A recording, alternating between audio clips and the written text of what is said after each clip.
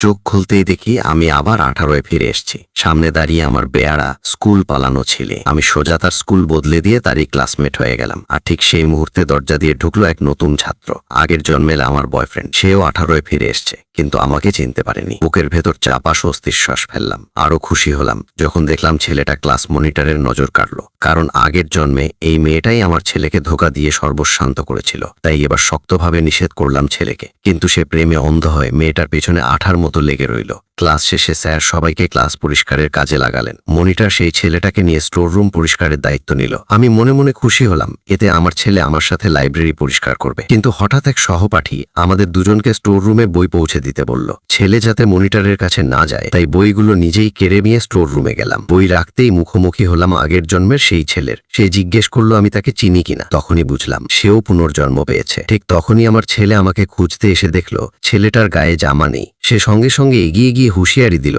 আমার কাছ থেকে দূরে থাকতে। ছেলেটার আগে ফেটে পড়লো, ভাবলো এও আমার কোনো পানি প্রার্থী। লড়াই বাঁধার আগেই ছেলেকে নিয়ে সরে পড়লাম।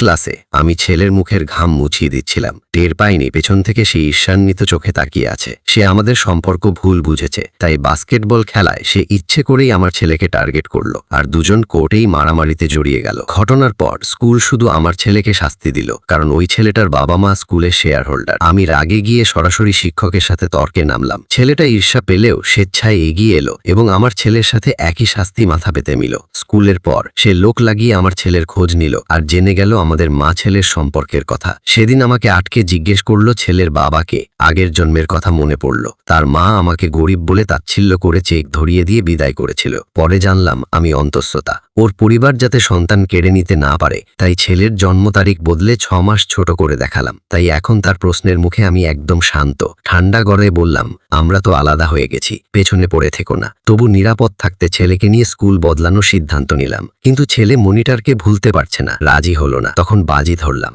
100 র্যাঙ্ক ওপরে উঠলে থাকতে পারবে। ভাবিনি ওই ছেলে কথাটা শুনে ফেলবে। সে চুপি চুপি আমার ছেলের কাছে গিয়ে রোজ একসাথে পড়তে বসলো। ধীরে ধীরে দুজন সত্যিকারের বন্ধু হয়ে গেল।